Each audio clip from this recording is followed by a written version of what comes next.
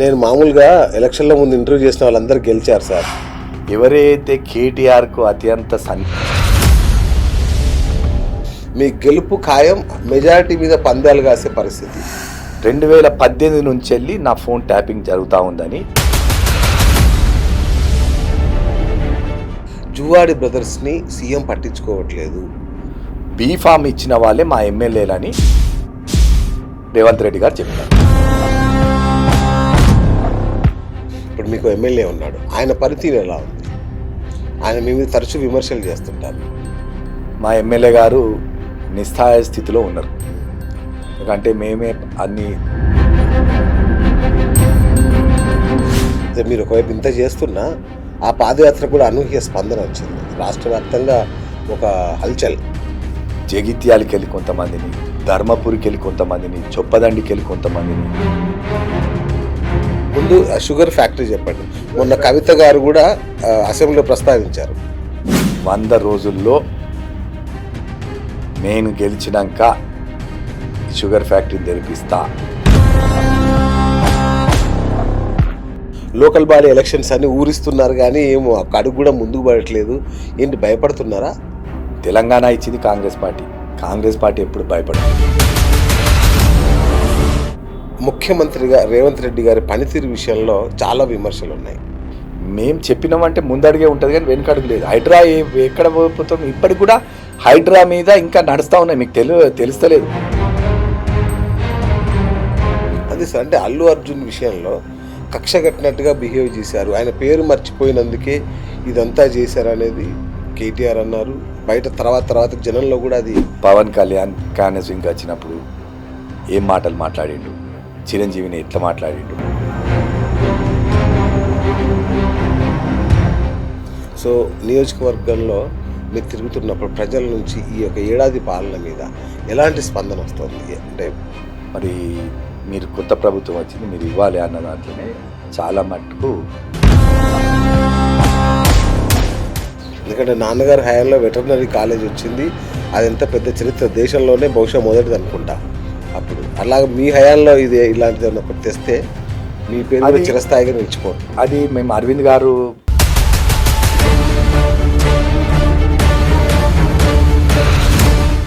Hi viewers, welcome to BS talk show. నేను మీ బుర్రా శ్రీనివాస్.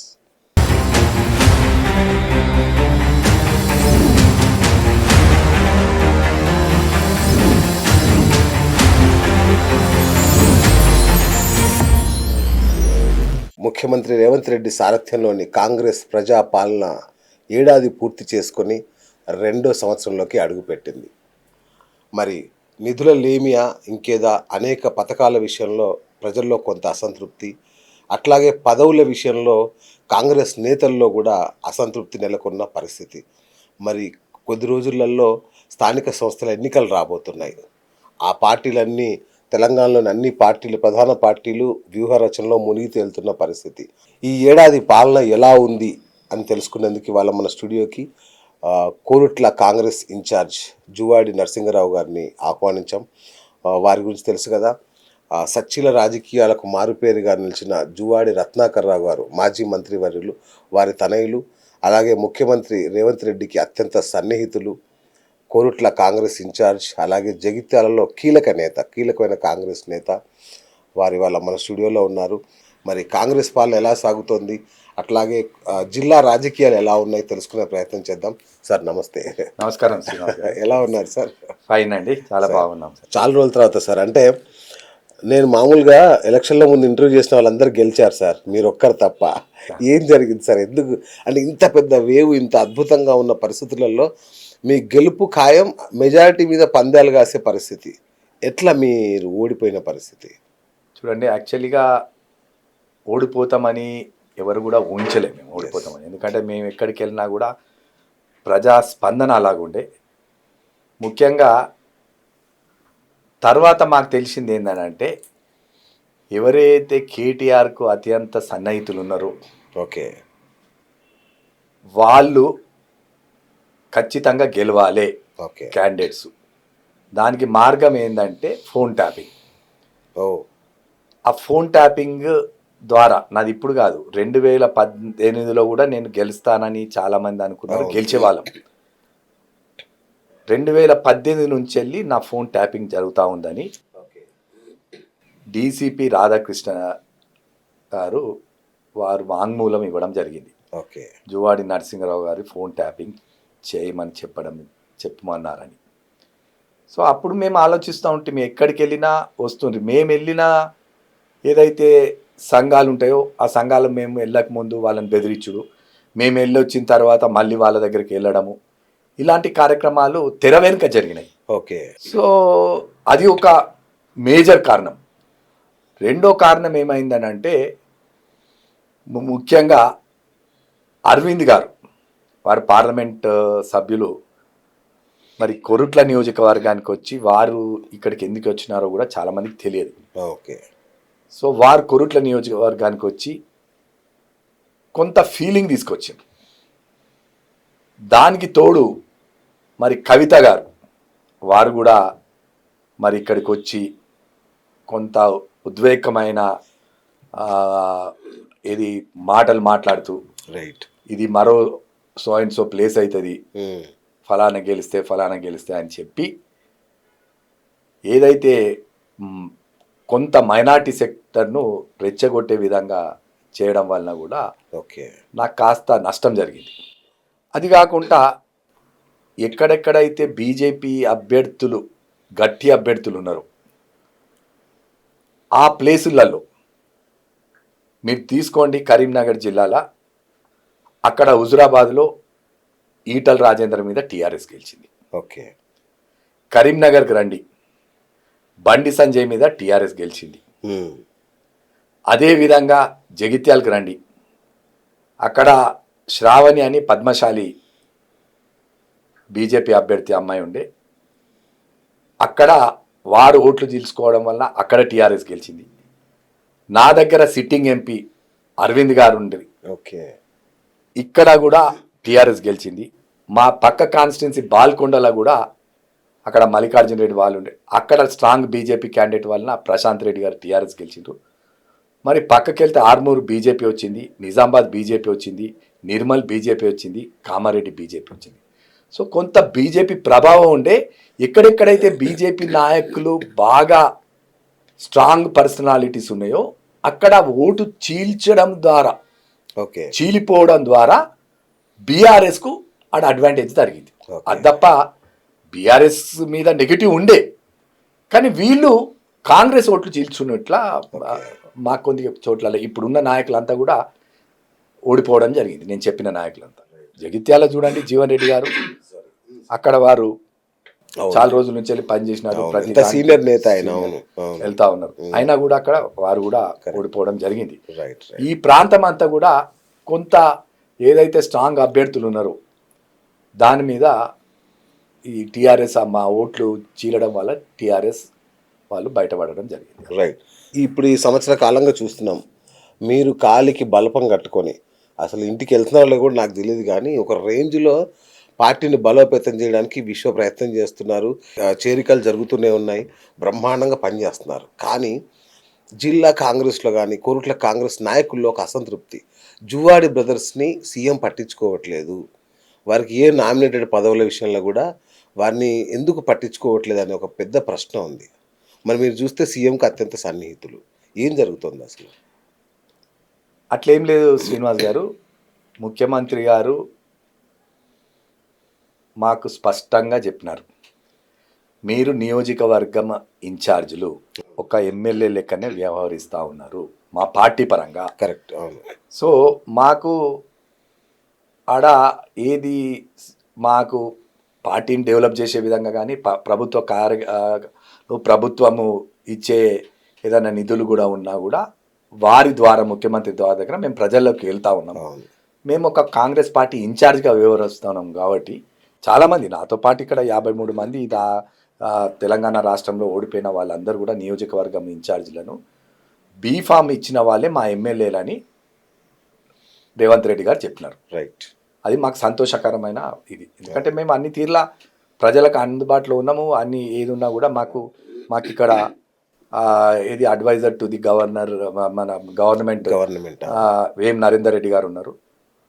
మాలాంటి సమస్యలు చెప్పుకునేందుకు వారు అక్కడ ఉన్నారు కాబట్టి మేము చెప్తున్నాం. మాకు ఏదైనా సమస్యలు ఉంటే, అంతకంటే ఏదైనా ఉంటే మేము ముఖ్యమంత్రి గారి దగ్గరికి వెళ్తున్నాం. ముఖ్యమంత్రికి చెప్తే తక్షణమే స్పందిస్తూ ఉన్నారు. ఓకే. సో పదవుల మీద అసంతృప్తి అన్నది ఏం లేదు అట్లా. మేము కానివ్వండి, మా ఎవరం కూడా లేము. ఎందుకంటే మేము ముఖ్యమంత్రి చెప్పినారు, ఎందుకంటే బీఫామ్ ఇచ్చిన వాళ్ళే మా ఎమ్మెల్యేలని. అలాగనే వ్యవహరిస్తున్నాము. అలాగనే మాకు నిధులు ఇస్తూ ఉన్నారు. మేము ప్రజలలోకి వెళ్తూ ఉన్నాం, డెవలప్మెంట్ యాక్టివిటీస్ చేస్తూ ఉన్నాం. మీ క్యాడరే కొంత డీలా పడుతున్న పరిస్థితి, అంటే డీసీసీ ఇస్తారేమో అనుకున్నారు కృష్ణారావు గారికి, లేదంటే గ్రంథాలయ సంస్థ చైర్మన్ అనుకున్నారు. ఇవన్నీ మరి ఇస్తారు. ఇంకో కీలక పదవి ఒకటి ప్రకటించి ఉత్తర్వులు ఇవ్వకుండా కూడా ఆపేశారు. సరే, మా ప్రయత్నాలు అన్నవి ముఖ్యమంత్రి గారి దృష్టిలో ఉన్నాయి. వారు ఎవరు కష్టపడుతున్నారు, ఎవరు దానికి పార్టీ వాళ్ళని వారికి తెలుసు.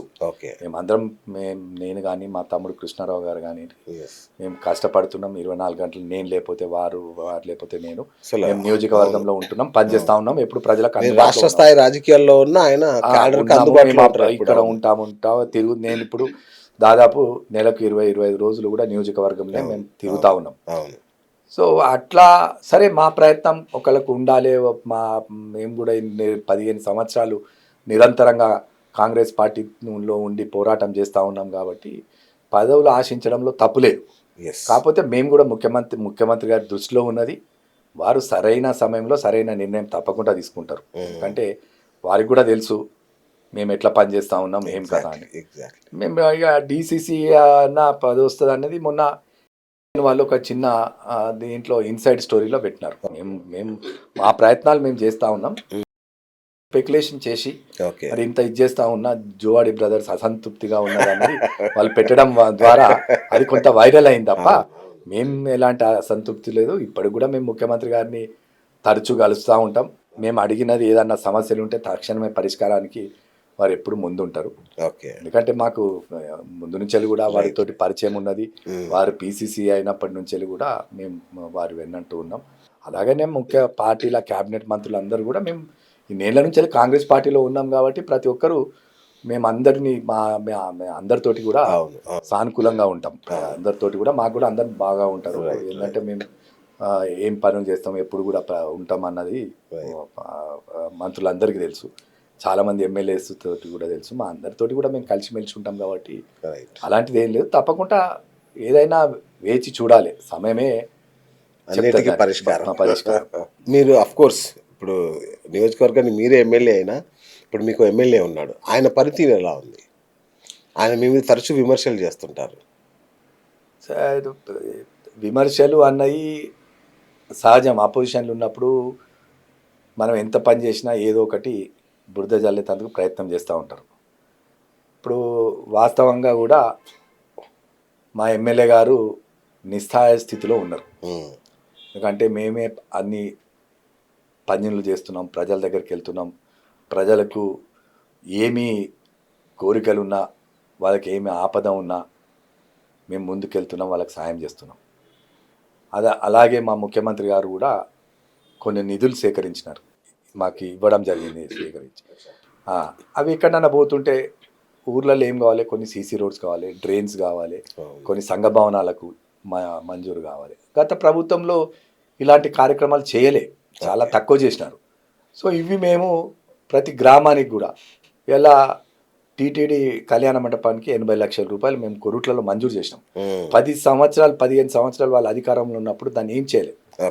స్వర్గీయ రత్నాకర్ రావు గారు ఆనాడు తీసుకొచ్చి అక్కడ పెట్టినారు, దాన్ని అట్లే ఉన్నది. ఇప్పుడు మేము ఒక 80 లక్షల రూపాయలు మంజూరు చేయించి మొత్తం దానికి రిపేర్ చేసి పేద ప్రజలు కళ్యాణం చేసుకునే విధంగా దాన్ని రూపుదిద్దుతా ఉన్నాం. అదే మైనారిటీస్కు షాదిఖానాకు ఒక 37 లక్షల రూపాయలు కూడా, ఎందుకంటే కొరుట్లలో చాలా పెద్ద ఎత్తున మైనారిటీస్ ఉన్నారు. సో ఇటు హిందూస్ ఇటు మైనారిటీస్ను అందరినీ కూడా సమన్వయం చేస్తూ, ఇటు క్యాథలిక్స్ కానివ్వండి ఎవరినైనా కానీ అందరినీ చేసుకుంటూ పోతా ఉన్నాం. అట్లా ప్రజల దగ్గరికి వెళ్తున్నాం, మంచి స్పందన ఉన్నది.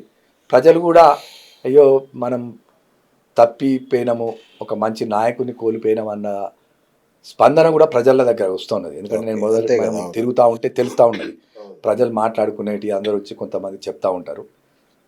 అట్లా జనరల్గా ఇక మేము సరే అది దైవాధీనం. మనము కొన్నిసార్లు అవును. చాలా మంది పోటీ చేస్తుంటారు. కొందరికి అదృష్టం కలిసి రాదు, కొందరికి అదృష్టం కలిసి వస్తుంది.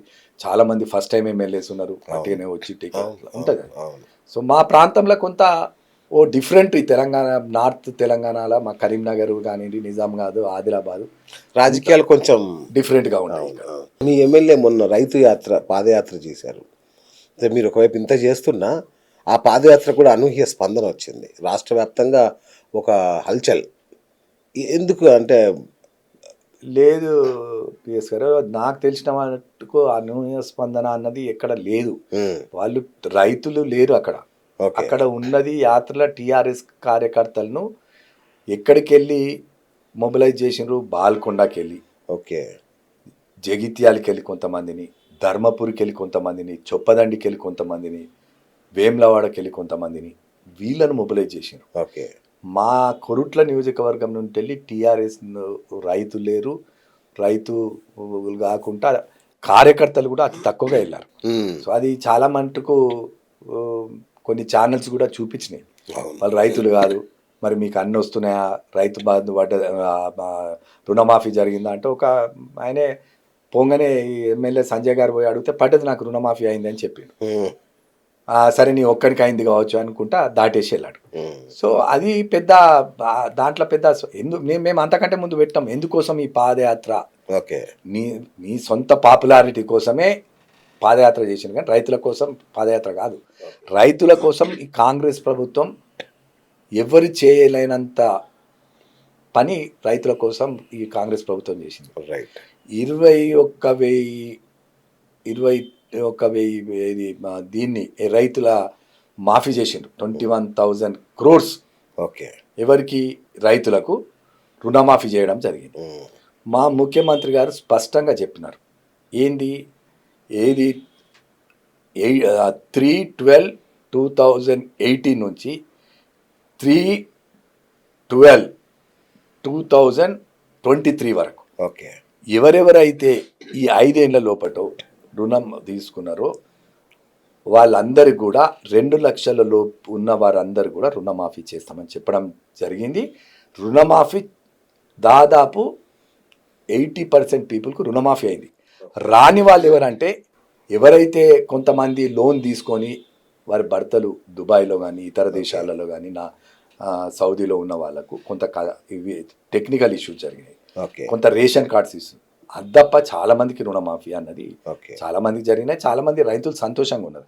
దానికి అదనంగా ముఖ్యమంత్రి గారు, మరి రేవంత్ రెడ్డి గారు, బట్టి విక్రమార్క గారు వీళ్ళందరూ కలిసి కూడా ఏదైతే మేము సన్నాలకు 500 రూపాయల బోనస్ ఇస్తామని చెప్పినామో ఆ బోనస్ అనౌన్స్ చేసినాం. ఇలా ప్రతి రైతు కూడా చాలా సంతోషంగా ఉన్నారు. సన్నాలు వేస్తే 500 రూపాయలు బోనస్ వస్తుంది. ఓకే. సో దాంతో వాళ్ళకు మంచి రేటు కూడా వచ్చింది. రైట్. నేను రాష్ట్ర స్థాయి మన విషయాలు మాట్లాడదాం. అంటే ముందు మీ నియోజకవర్గ సమస్యల మీద ఒకసారి దృష్టి కేంద్రీకరిద్దాం సార్.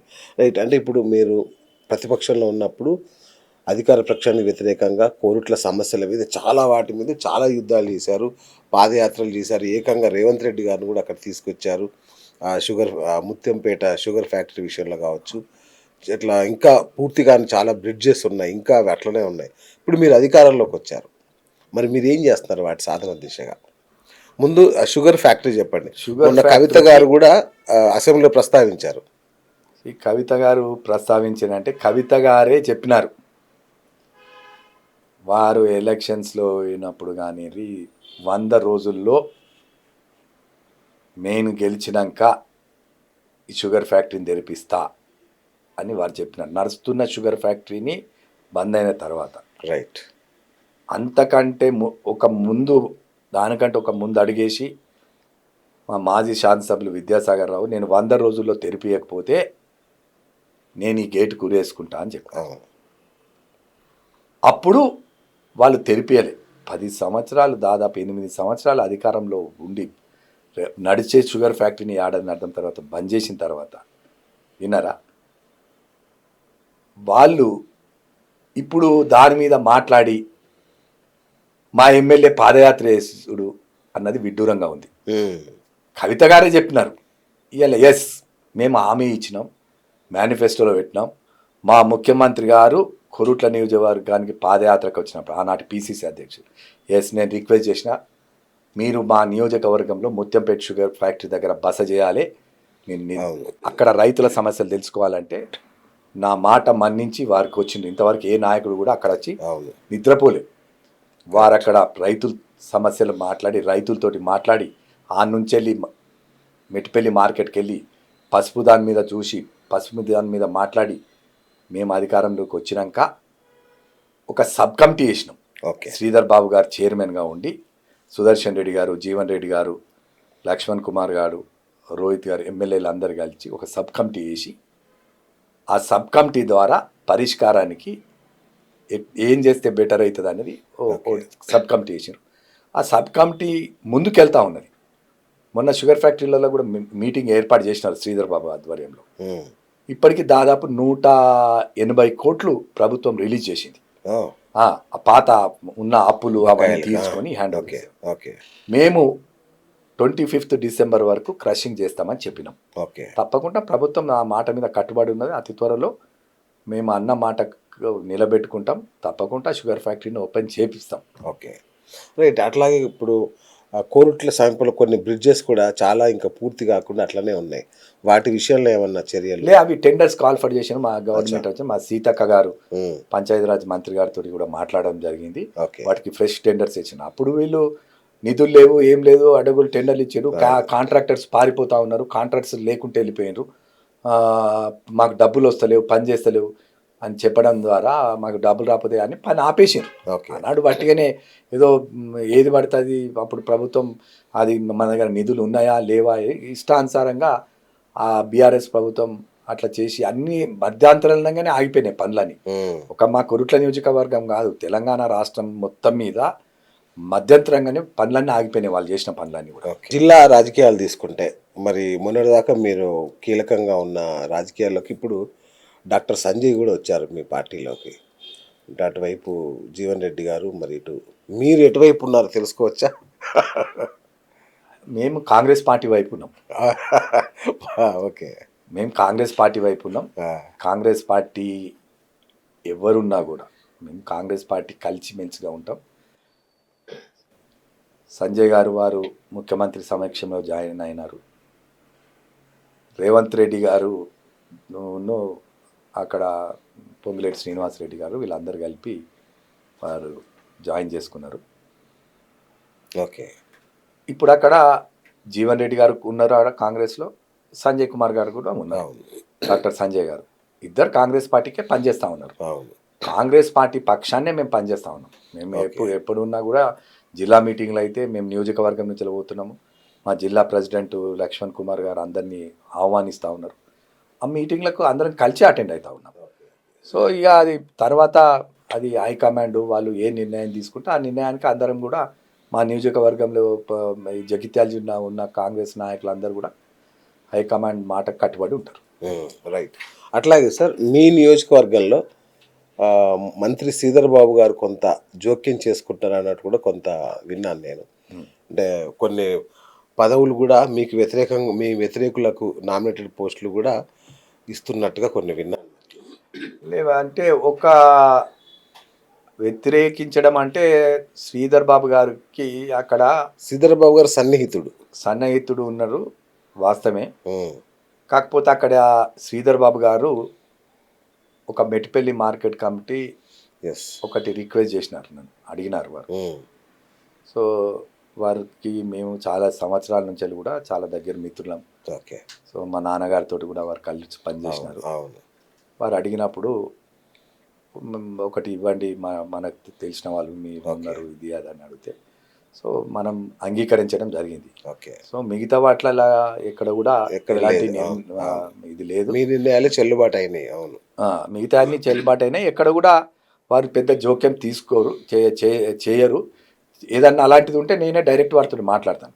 అలాంటివి ఏం జరుగుతలేవు. అక్కడ క్లియర్గా స్పష్టంగా ముఖ్యమంత్రి గారే చెప్పడం జరిగింది. ఎవరైతే నియోజకవర్గం ఇన్ఛార్జ్ ఉంటారో వారే అక్కడ బాసు. ఎవరన్నా చిన్న కొంతమంది మంత్రులు మేము పనిచేసిన వాళ్ళు కలిసి ఉన్న వాళ్ళం ఉంటాం. ఏదైనా రిక్వెస్ట్లు ఉంటాయి ఏదైనా ఉన్నప్పుడు దాన్ని మనం మన్నించాల్సి వస్తున్నది. అంతే తప్ప మా ఎవరి ఇంటర్ఫియరెన్స్ కానివ్వండి, ఎందుకంటే ఇది పార్టీని బలోపేతం చేయాలి. కరెక్ట్. పార్టీని వీక్ చేసేందుకు మంత్రులు లేరు, మేము కానివ్వండి ఎవరం లేరు. పార్టీని స్ట్రాంగ్ చేయాలి. స్ట్రాంగ్ చేయాల్సిన ఆ, ఇది మంత్రులపై ఉన్నది, మాపై కూడా ఉన్నది. రైట్. కోరుట్ల నియోజకవర్గం మీద జువాడి బ్రదర్స్ కంట్రోల్ ఏం తగ్గలేదంటారు అయితే? పెరిగింది పెరిగింది. ఓకే. పెరిగింది. ఇలా టీఆర్ఎస్ పార్టీలకు వెళ్ళి చాలా మంది వచ్చేసిండ్రు. ఓకే. బీఆర్ఎస్ సోకాల్ బీఆర్ఎస్ పార్టీలకు వెళ్ళి, బీజేపీలకు వెళ్ళి చాలా మంది కాంగ్రెస్ పార్టీలో చేరడం జరిగింది. చాలామంది మనం ఎప్పుడూ ప్రజలతో ఉంటున్నాం కాబట్టి మనకు ఎక్కడ కూడా ఇది లేదు. 24 గంటల మేము 24/7 మీ ఛానల్ అట్లా పనిచేస్తూ ఉన్నాం. 2028లో ఒకవేళ నియోజకవర్గాల పునర్విభజన జరిగితే మీరు ఎక్కడి నుంచి పోటీ చేసే ఛాన్స్ ఉంది? నేను ఇప్పుడు కొరుట్ల మేము అభివృద్ధి కార్యక్రమాలన్నీ కొరుట్లనే చేస్తున్నాం. రైట్. అప్పుడు ఏ నియోజకవర్గాలు చాలా నియోజకవర్గాల మనిషి కదా, అందుకని డౌట్ వచ్చింది మాకు. లే అన్ని ఊహాగానాలు ఉన్నాయి. కొంతమంది ధర్మపురి వెళ్తారు కావచ్చు, జనరల్ అవుతుంది, కొంతమంది ఇక్కడ వెళ్తారు, కొంతమంది అటు, అలాంటిది ఏం లేదు. మనం కొరుట్ల నియోజకవర్గంలో అభివృద్ధి కార్యక్రమాలు చేస్తున్నాం కాబట్టి రేపు ఈ విభజన అన్నది ఎట్లా జరుగుతుందో దాన్ని బట్టి మా ముఖ్యమంత్రి గారు, మా పిసిసి అధ్యక్షులు మహేష్ కుమార్ గారు వాళ్ళు ఏ నిర్ణయం తీసుకుంటే ఆ నిర్ణయం ప్రకారం మేము వ్యవహరిస్తాం. మళ్ళీ అందులో 33% వస్తున్నది. ప్రతి 3 సీట్లకు ఒక సీటు పోతుంది మహిళలకు. తెలియదు ఇదంతా ఫ్యూచర్, భవిష్యత్తు మన చేతిలో లేదు. రేపటికి రూపం లేదని అంటారు. So we don't know what is tomorrow. Correct. So అవుతుందా కాదా, సో అప్పుడు ఆలోచిద్దాం. దానికి సమయం ఉన్నది. మళ్ళీ మీరే వచ్చి ఇంటర్వ్యూ చేయొచ్చు. చేయాలి. లోకల్ బాడీ ఎలక్షన్స్ అన్ని ఊరిస్తున్నారు కానీ ఏమో అడుగు కూడా ముందుకు పడట్లేదు. ఏంటి, భయపడుతున్నారా? కాంగ్రెస్ పార్టీ ఎప్పుడు భయపడదు. కాంగ్రెస్ పార్టీ తెలంగాణ ఇచ్చింది కాంగ్రెస్ పార్టీ. స్వర్గీయ మన్మోహన్ సింగ్ గారు, వారు నిన్ననే స్వర్గస్థులు అయినారు. వారు చేతుల మీద తెలంగాణ వచ్చింది. సరే, కొన్ని మాటలు కేసీఆర్ గారి మాటలకు, వారు చేసిన కార్యక్రమాలకు ప్రజలు నమ్మి ఓట్లు వేయడం జరిగింది. సరే, 2 సార్లు గెలిపించినాం. 3వసారి మాయమాటలు నమ్మకుండా కాంగ్రెస్ పార్టీకి అవకాశం ఇచ్చారు. కాంగ్రెస్ పార్టీలో ప్రజాస్వామ్యం ఎక్కువ. మీరు ఏ రీజనల్ పార్టీ తీసుకోండి, డిక్టేటర్షిప్ ఉంటుంది. ఆనాడు ముఖ్యమంత్రిని కేసీఆర్ని కలవాలంటే ఎన్నో కష్టాలు ఉంటున్నాయి. మంత్రులు కూడా కలిసేది లేదు.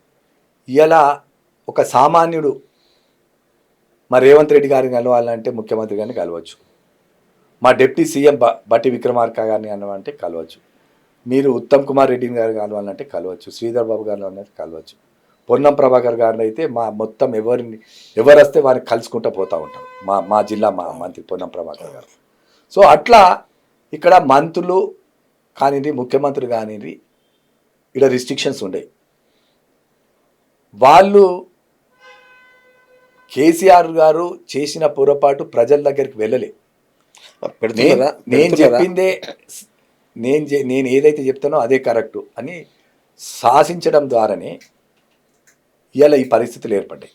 ఇవాళ అపోజిషన్ లీడర్ ఉన్నారు కేసీఆర్ గారు.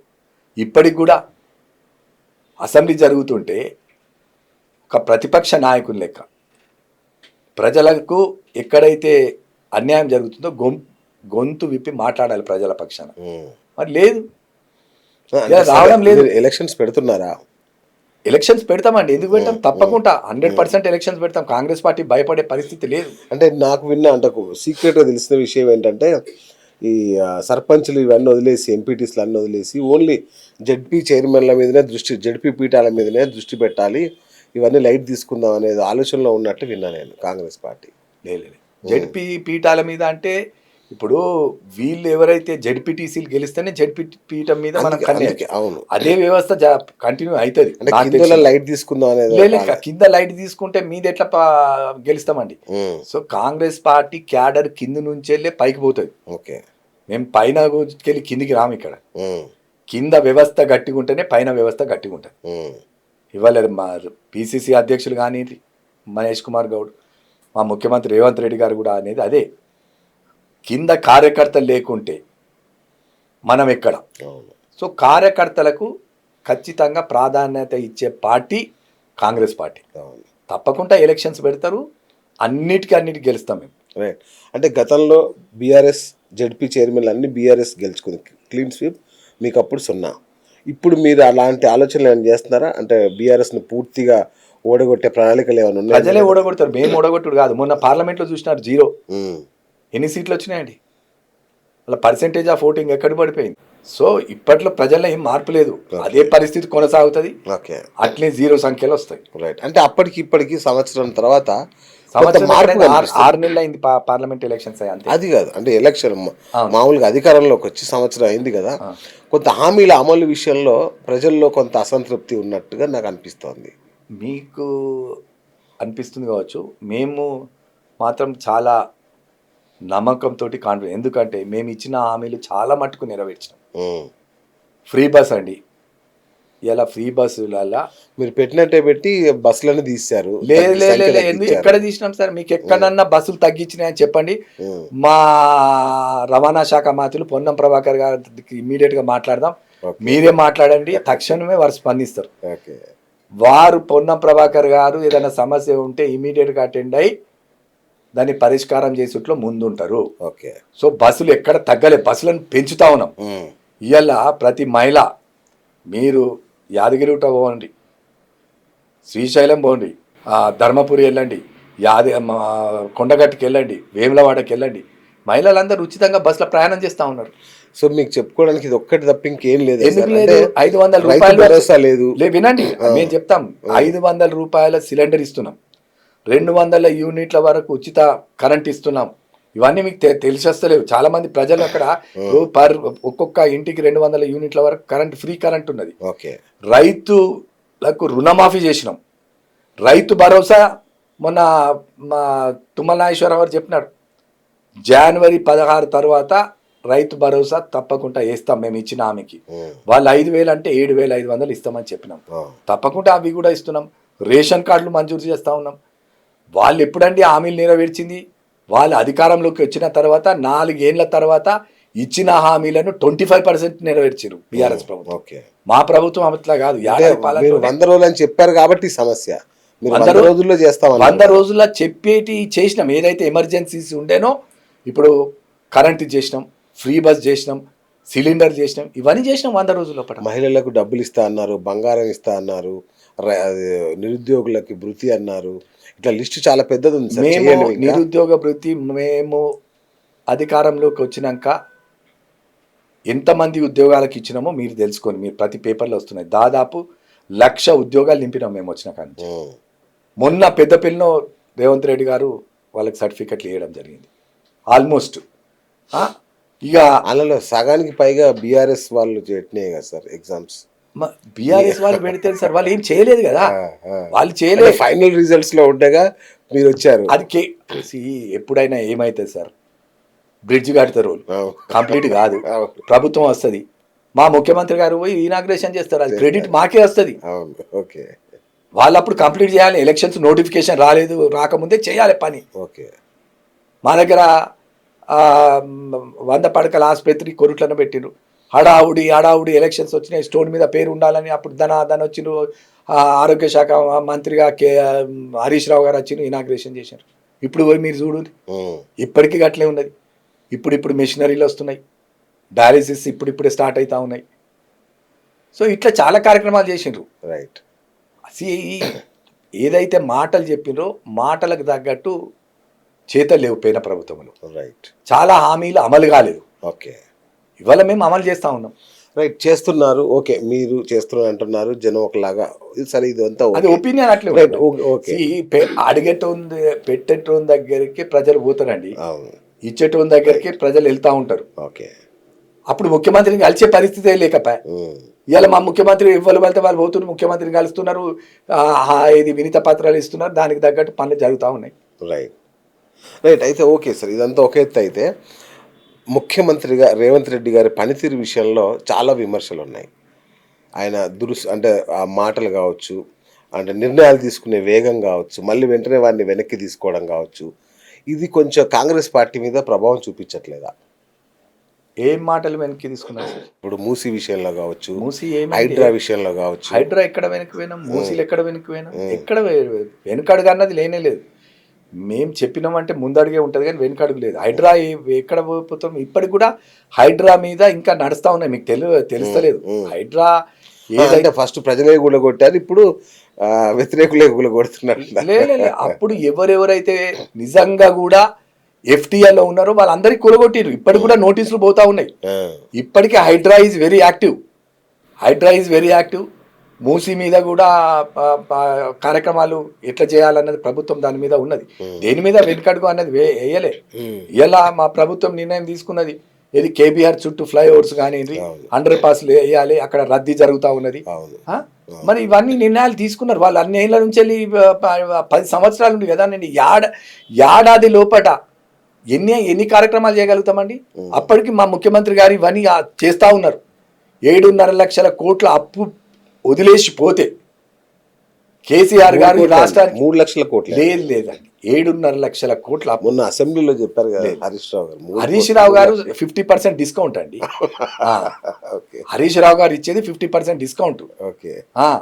7 లక్షలు మీకు లెక్కలు ఉన్నాయి కదండి.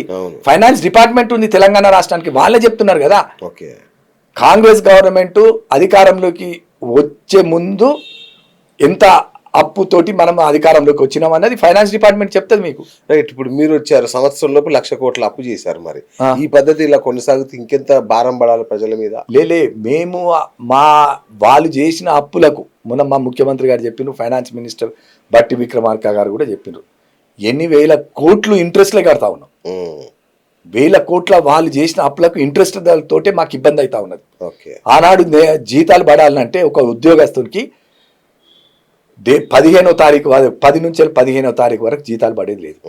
ఇవాళ ఎంత కష్టమైనా మంచిదే ఈ ప్రభుత్వం ప్రజల కోసం కానీ ఎంప్లాయీస్ కోసం కానీ ఆలోచించి ఇవాళ ఫస్ట్ వరకు వాళ్ళ అకౌంట్లో శాలరీస్ వస్తూ ఉన్నాయి. ఇంతవరకు ఎవరు చేయలేదు. ఏం చేస్తారండి? ఇంతకంటే ఎక్కువ ఏం చేయాలి కాంగ్రెస్ ప్రభుత్వం? సరే విమర్శలు చేస్తూ ఉంటారు, ప్రతిపక్షంలో ఉన్నప్పుడు ఎవరైనా చేస్తూ ఉంటారు.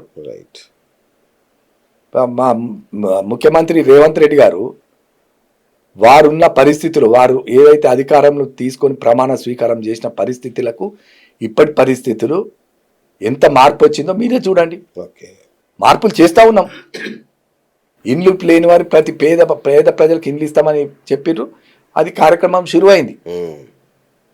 రైట్. అంటే అదే ఇప్పుడు ముఖ్యమంత్రి పనితీరు విషయం తీసుకుంటే, ఆయన మొన్న సినీ ఇండస్ట్రీ విషయంలో ఆయన తీసుకున్న కొంత అది కూడా బాగా విమర్శల పాలవుతుంది. సినీ ఇండస్ట్రీ విషయంలో అంటే పంపించేద్దామని చూస్తున్నారా ఇక్కడ నుంచి? అంటే ఏపీకి పంపించేస్తారా? లేదు, అదంతా తప్పండి. సినీ ఇండస్ట్రీని ఇక్కడ నుంచి వెళ్ళి పంపించేందుకు ఎవ్వరు ముఖ్యమంత్రి ఎన్నడని అన్నారా? ఆ మాట అన్నారా?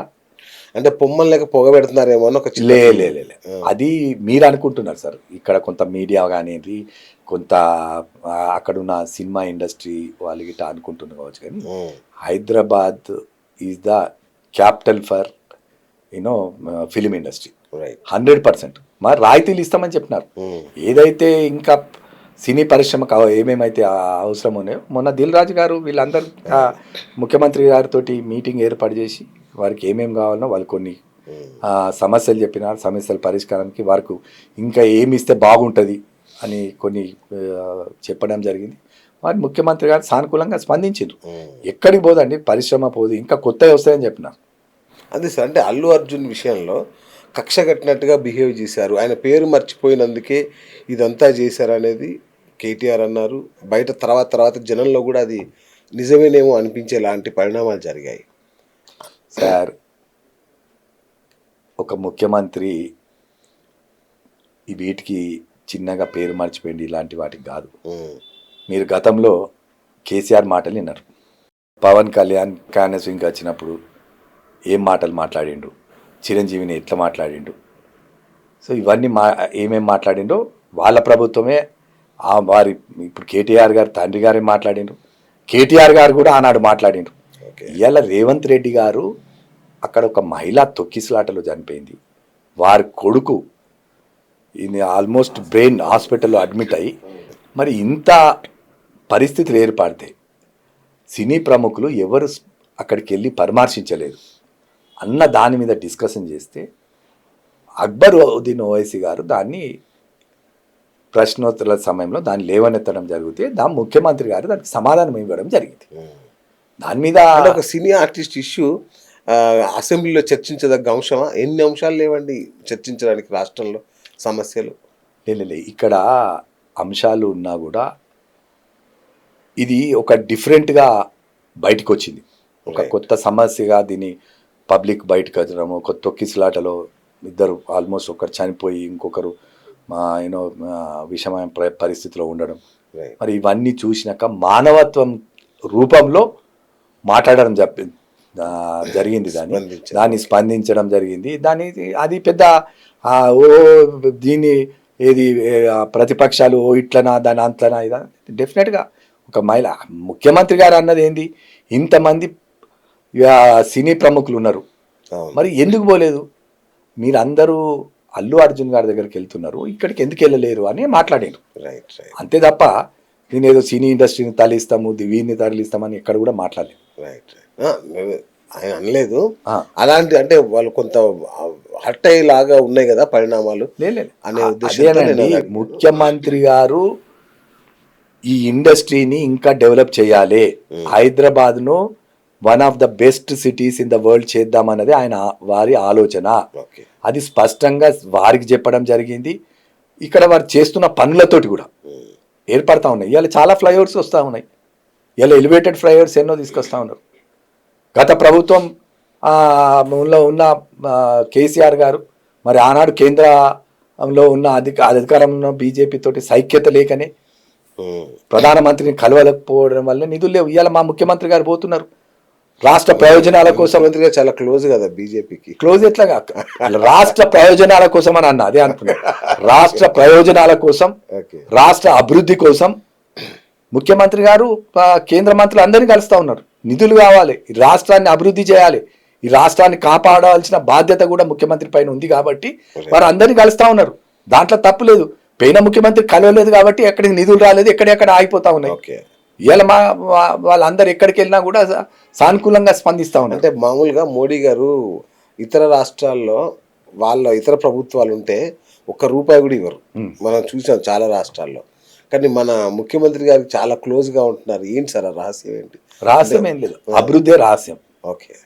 ఇప్పుడు ఏదైతే మోడీ గారు అంటున్నారో భారతదేశాన్ని అభివృద్ధి చేయాలన్న ఎట్లయితే మాట్లాడుతూ ఉన్నారో, రేవంత్ రెడ్డి గారు కూడా అదే ఆలోచనతోటి తెలంగాణ రాష్ట్రాన్ని అభివృద్ధి చేయాలన్న ఆ నినాదంతో ఒక రేవంత్ రెడ్డి గారు వెళ్తలేరు, మా రాష్ట్ర కేబినెట్ అంతా వెళ్తున్నారు. ఉత్తమ్ కుమార్ రెడ్డి గారు ఎంబడి ఉంటున్నారు, బట్టి గారు ఎంబడి ఉంటున్నారు, పొంగులేటి శ్రీనివాసరెడ్డి గారు ఉంటున్నారు, వీళ్ళందరూ శ్రీధర్ బాబు గారు పోతా ఉన్నారు, అందరు పోతా ఉన్నారు. రైట్. సో దాంట్లో సీక్రెట్ అన్నది ఏం లేదు. ఓకే. ఇక్కడ ఏంటంటే ఏకతాటిపై నిర్ణయం అన్నది అందరినీ సమస్య అందరినీ కలుపుకొని ఒక నిర్ణయం తీసుకొని అందరినీ కలుపుకొనే ముఖ్యమంత్రి గారు ఢిల్లీకి వెళ్ళి కేంద్ర మంత్రులను కలుస్తున్నారు. ఇక దాంట్లో వేరే ఏమున్నదండి దాంట్లో. అందరం సార్ చాలా శాఖలకు మంత్రులు లేక పాలన కుంటుపడుతున్న పరిస్థితి చూస్తున్నాం. ఎప్పుడు సార్ మంత్రివర్గం ఇస్తారన్నా? ఇంకా అంటే ఊరిస్తున్నారు బాగా. ఊరిచ్చేది ఏం లేదు. ముఖ్యమంత్రి గారు హైకమాండ్ ఎప్పుడు చెప్తారో వాళ్ళు కూడా అంటే అన్ని అంటే కోణాలు ఉందా సార్? సంక్రాంతి అట్లా ఏమైనా ఉందా? ముహూర్తాలు అనేవి మనకు తెలియదు, మనం ముహూర్తాలు పెట్టేటోళ్ళం కాదు. అది ముఖ్యమంత్రి గారు, మీరు ముఖ్యమంత్రికి సన్నిహితంగా ఉంటారు కాబట్టి ఇవన్నీ మిమ్మల్ని అడుగుతున్నాను. లీకులు ఇస్తారేమో అని. లీకు లేవు, అది హైకమాండ్ ముఖ్యమంత్రి గారు. ఎందుకంటే ఇవి ముఖ్యమంత్రిని కూడా మేము అడగలేము. హైకమాండ్ వాళ్ళు కూర్చొని ఓ నిర్ణయానికి వచ్చి తప్పకుండా చేస్తారు, లేకుండా ఏం లేదు. త్వరలోనే చేస్తుండొచ్చు, సమయం తెలియదు, కానీ అతి త్వరలోనే క్యాబినెట్ ఎక్స్పాన్షన్ అయితే తప్పకుండా అందరినీ కూడా సంతృప్తి పరిచే విధంగానే ముఖ్యమంత్రి గారు ప్రయాణం చేస్తూ ఉన్నారు. రైట్. మీరు నియోజకవర్గంలో బాగా తిరుగుతుంటారు కదా సార్. సో నియోజకవర్గంలో మీరు తిరుగుతున్నప్పుడు ప్రజల నుంచి ఈ యొక్క ఏడాది పాలన మీద ఎలాంటి స్పందన వస్తుంది? అంటే జెన్యున్గా చెప్పండి.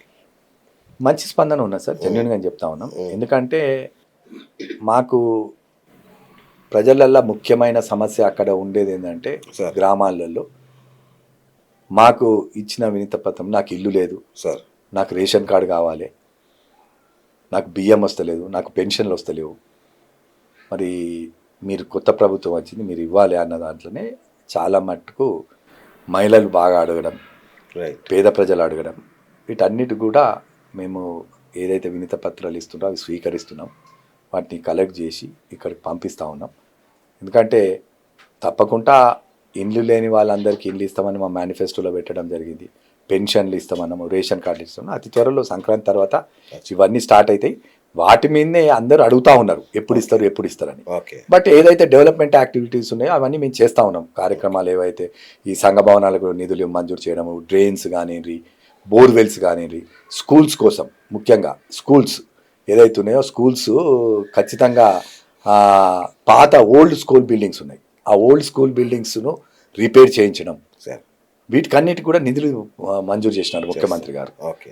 స్కూల్ అన్ని చాలా స్కూల్స్, పాత స్కూల్స్ అన్నీ కూడా చాలా దీనమైన పరిస్థితిలో ఉండే, బట్ అన్నింటినీ రిపేర్స్కు మాకు డబ్బులు ఇవ్వడం జరిగింది, డబ్బులు ఇస్తూ ఉన్నాం. సో ఇలాంటి చాలా కార్యక్రమాలు మేము అన్ని గ్రామాలలో చేస్తూ ఉన్నాం. ఓకే సార్, మీ జిల్లాకు నవోదయ స్కూల్ వచ్చినట్టు తెలిసింది నాకు. అది ఎటుపోతుంది సార్ మరి? అందరూ ప్రయత్నం చేస్తూ ఉన్నారు నవోదయ స్కూల్కు. నేను కూడా పార్టీలకు అతీతంగా మా ఎంపీ గారిని అరవింద్ గారి తోటి మాట్లాడడం జరిగింది. వారితోటి కూడా మా నియోజకవర్గానికి కొరుట్లకు నవోదయ స్కూల్ కావాలి అని అడగడం జరిగింది. వారు కూడా సానుకూలంగా స్పందించారు. ఎందుకంటే నాన్నగారి హయాంలో వెటర్నరీ కాలేజ్ వచ్చింది, అది ఎంత పెద్ద చరిత్ర, దేశంలోనే బహుశా మొదటిది అనుకుంటా అప్పుడు. అలాగే మీ హయాంలో ఇది ఇలాంటిది ఒకటి తెస్తే మీ పేరు కూడా చిరస్థాయిగా నిలిచిపోతుంది. అది మేము అరవింద్ గారు తోటి మాట్లాడినాం. ఎందుకంటే వారు కన్సర్న్డ్ ఎంపీ ప్రాంతానికి అది కేంద్ర ప్రభుత్వం ఇవ్వాల్సి వస్తుంది కాబట్టి వారిని అడిగినాము. ఓకే. అట్లే జగిత్యాల వాళ్ళు అడుగుతూ ఉన్నారు. మా జగిత్యాల జిల్లాకు అలాట్ అయింది అది. అట్లే మా విప్పు ధర్మపురి శాసనసభ్యులు లక్ష్మణ్ కుమార్ గారు కూడా ప్రయత్నిస్తూ ఉన్నారు. చూడాలి ఎవరి ప్రయత్నాలు వారు, ఎందుకంటే ఏ నియోజకవర్గంకి వస్తే వాళ్ళు పని చేసినట్టు ఉంటుందని అందరు ప్రయత్నాలు చేస్తూ ఉన్నారు. మేము కూడా మా ఎంపీ గారిని రిక్వెస్ట్ చేస్తూ ఉన్నాం, తప్పకుండా నా కొరుట్ల నియోజకవర్గానికి నవోదయ స్కూల్ రావాలని కోరడం జరిగింది. వారు కూడా సానుకూలంగా స్పందించడం కూడా జరిగింది. సార్ అట్లాగే ఖాదీ బోర్డు విషయంలో మీరు ప్రతిపక్షంలో ఉన్నప్పుడు బాగా అంటే అక్కడ భూములు అమ్ముకున్నారని, బాగా అవినీతి జరిగిందని బాగా ఆరోపించారు. మరి ఇప్పుడు మీరు అధికారంలోకి వచ్చారు కదా, ఏంటి ఇప్పుడు దాని విషయంలో ఏం చర్యలు తీసుకుంటున్నారు? లేదు, దాని విషయంలో మేము ముఖ్యమంత్రి గారిని కలిసినాం. గతంలో జరిగిన అవినీతి అదంతా కూడా వారికి ఇచ్చినాం. తప్పకుండా దాని మీద ఇన్వెస్టిగేషన్ చేపిస్తామని చెప్పడం జరిగింది దాని మీద. ఎందుకంటే అప్పుడు చాలా మట్టుకు భూములన్నీ అమ్మడం జరిగింది. పర్మిషన్ లేకుండా దాదాపు 200 షాపులకు వితౌట్ మున్సిపల్ పర్మిషన్ లేకుండా ఇది షాపులు కట్టడం, వాళ్ళకు నచ్చిన వాళ్ళకు షాపులు అలొకేట్ చేయడం, దానికి ఒక విధి విధానం లేకుండా చేయడం జరిగింది. అక్కడ అడ్వాన్సులు తీసుకున్నారు, దానికి ఒక లెక్క లేదు, పక్క లేదు. దాని మీదనే మేము అడుగుతా ఉన్నాం, ఏం చేసిర్రు, ఏం గత ప్రభుత్వంలో ఇవన్నీ జరిగినాయి, మాకు లెక్కలు చూపించేయండి మీరు ఎక్కడెక్కడ. ఎందుకంటే ఇప్పుడు ఆనాడు విద్యాసాగర్ గారు శాసనసభ్యులు, ఇప్పుడు దానికి ఖాదీ బోర్డుకు చైర్మన్ వారు, శాశ్వత చైర్మన్ అన్నది ఎక్కడ ఉండదు, శాశ్వత చైర్మన్ వారు. సో అట్లా కొన్ని కార్యక్రమాలు బాగా అప్పుడు ఉన్నప్పుడు వీళ్ళు ఇలాంటి కార్యక్రమాలు చేసాం కాబట్టి మేము అప్పుడు చాలాసార్లు ప్రతిపక్షంలో ఉన్నప్పుడు ధర్నాలు చేసినాం. మేము పూడూరులో ఖాదీ భూములు అమ్మినప్పుడు అక్కడికి నేను జీవన్ రెడ్డి గారు, ఇప్పుడున్న ప్రస్తుతం శాసనసభ్యులు మేడిపల్లి సత్యం గారు, మేము అక్కడికి వెళ్ళి ధర్నా చేసినాం, చాలా దాని మీద చేసినాం. మొన్న ముఖ్యమంత్రి గారిని కలిసి మేము ఒక అన్ని ఒకటి మొత్తం కాపీలు తయారు చేసి ఎవరు ఎట్లా రిజిస్ట్రేషన్ చేసినారు, ఏమేమైనా ఈ షాపులు ఏంది, ఇవన్నీ కూడా వారికి ఇవ్వడం జరిగింది. వారు తప్పకుండా దాని మీద ఇన్వెస్టిగేషన్ చేద్దామని, ఎందుకంటే వారు పాదయాత్రకు వచ్చినప్పుడు కూడా వారు మాట్లాడడం జరిగింది దీని మీద, వారికి మొత్తం ఐడియా ఉంది ఖాదీ దాని మీద. తప్పకుండా దీని మీద చర్యలు తీసుకుంటాం. మేము కూడా వాటి లెక్కలు రూపాయి లెక్కలు వచ్చేదానికి వదలండి. రైట్. ఫైనల్గా కాంగ్రెస్ పాలన మీద మీ అంటే ప్రజలకు మీరు ఇచ్చే సందేశం ఏంటి? ఏడాది పూర్తయిన సందర్భంగా వాళ్ళు అనేక అనుమానాలు అంటే ఇంకా కాలేదు, ఇంకా చేయలేదు అని ఉన్నవాళ్ళు. నేను ముఖ్యంగా మా నియోజకవర్గ ప్రజలకు, కురుట్ల నియోజకవర్గ ప్రజలకు ఏం తెలియజేస్తున్నా అంటే, ఎలాంటి అనుమానాలు అవసరం లేదు. మనం చెప్పిన హామీలన్నీ కూడా నెరవేరుస్తూ ఉన్నాం. మా నియోజకవర్గ ప్రజలకు మనం ఎట్లా పనిచేస్తున్నాం, మనం మాట ఇస్తే మాట కట్టుబడి ఉంటామని మా నియోజకవర్గ ప్రజలందరికీ తెలుసు. నాతోటి అయితేనే నేను మాట ఇవ్వగలుగుతా, లేకపోతే ఇవ్వలేము. ఏదైతే ప్రభుత్వం ఇచ్చిన హామీలు అప్పుడు తప్పకుండా నెరవేరుస్తామని కూడా చెప్పడం జరిగింది. కొన్ని నెరవేర్చినాం. ఇప్పుడు రాబోయే కాలంలో పూర్తిగా నెరవేరుస్తాం. దాంట్లో ఎలాంటి సందేశాలు కూడా మా నియోజకవర్గ ప్రజలకు అవసరం లేదు. మేము ముందుంటాం. మళ్ళీ మళ్ళీ మీ ఛానల్ ద్వారా చెప్తా ఉన్నాం, తప్పకుండా ఇచ్చిన హామీలకు కాంగ్రెస్ పార్టీ కట్టుబడి ఉంటుంది. మా ముఖ్యమంత్రి గారు కట్టుబడి ఉన్నారు, మేమందరం కూడా కట్టుబడి ఉన్నామని తెలియజేస్తూ, అలాగే మరి మా ఇంకొక మాట సార్, అంటే క్యాడర్కి కూడా ఏమన్నా భరోసా ఇస్తారా? మీకు సంక్రాంతి లోపు నామినేటెడ్ పోస్టులు వస్తాయని ఆశపడుతున్నారు వాళ్ళకి ఏమన్నా భరోసా ఇస్తారా? భరోసా అన్నది సంక్రాంతి లోపు ఇవ్వాలంటే అవి మా చేతుల్లో లేదు. మన కాంగ్రెస్ పార్టీ ఒక నిర్ణయం తీసుకోవాలి. దానికి ఒక హైకమాండ్ వాళ్ళు కూడా ఒక నిర్ణయం తీసుకొని, ఇక్కడ ముఖ్యమంత్రి గారు ఒక నిర్ణయం తీసుకున్నాక పార్టీ పదవులు, ఎలక్షన్స్ ఇవన్నీ కూడా వాళ్ళే నిర్ణయిస్తారు. మనల్ని ప్రపోజల్స్ అడుగుతారు, రైట్. అంతే తప్ప ఇది నామినేటెడ్ పోస్టులు ఏమైనా ఉంటే మనం ప్రపోజల్ అడిగినప్పుడు ఫలానా వాళ్ళు మనకు పనిచేసినారు, పార్టీకి పనిచేసినారు, వీళ్ళు చాలా కష్టపడ్డారు, ఇవన్నీ మనం చెప్తాం. ఎవరో వాళ్ళకి కాదు, జువాడి బ్రదర్స్ పరిస్థితి ఏంటి? జువాడి బ్రదర్స్ నుంచి శుభవార్త కోరుకుంటున్నారు. మా నాయకులకు మంచి పోస్టులు రావాలని జనం అంటే నా క్యాడర్ కోరుతున్నారు. తప్పకుండా పరిష్కారం అవుతుందని నేను అనుకుంటున్నా. ముఖ్యమంత్రి గారు వారికి తెలుసు ఎస్, మేము ఎట్లా కష్టపడుతున్నాం, ఏం కష్టపడుతున్నాం అని వారికి తెలుసు. కాబట్టి తప్పకుండా నాకంటే ఇప్పుడు మేము నియోజకవర్గ ఇన్ఛార్జ్గా ఉన్నా, వారికి ముఖ్యమంత్రి గారు చెప్పింది కాబట్టి మేము ఏం అడుగుతలేము. కృష్ణారావు గారు ఆడ తిరుగుతున్నారు కాబట్టి కష్టపడుతున్నారు వారు కూడా. తప్పకుండా వారికి ఏదన్నా ఒకటి ఇవ్వాలన్నది కూడా ముఖ్యమంత్రి గారి ఆలోచన ఉన్నట్టుగా నాకు సమాచారం. నేను అడగలే ముఖ్యమంత్రి గారిని, కానీ వారికి ఉన్న సమాచారం అట్లా. పార్టీ నిర్ణయం ఎట్లా ఉంటే, ముఖ్యమంత్రి గారి నిర్ణయం ఎట్లా ఉంటే మేము దానికి కట్టుబడి ఉంటాం.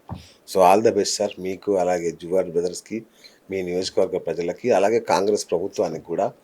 సో కొత్త సంవత్సరం శుభవార్తలతో మళ్ళీ కలుగుతాం సార్. థ్యాంక్ యూ శ్రీనివాస్ గారు. Thank you sir. మీకు నూతన సంవత్సర శుభాకాంక్షలు. మీకు కూడా నూతన సంవత్సర శుభాకాంక్షలు. 2025లో మీ ఛానల్ మరింత తెలుగు రాష్ట్రాల్లో పెద్ద ఎత్తున ఎదగాలని ఆ భగవంతుని కోరుకుందాం. అదేవిధంగా మా కురుట్ల నియోజకవర్గ ప్రజలకు ఆ నూతన సంవత్సర సంక్రాంతి శుభాకాంక్షలు. తెలంగాణ రాష్ట్ర ప్రజలకు కూడా అందరికీ నూతన సంవత్సర సంక్రాంతి శుభాకాంక్షలు తెలియజేస్తాం. Thank you sir, thank you so much. So చూశారు కదా జువాడి నరసింహారావు గారితో. ఇది వాళ్ళ మన బిఎస్ టాక్ షో. నేను మీ బిఎస్ సైనింగ్ ఆఫ్.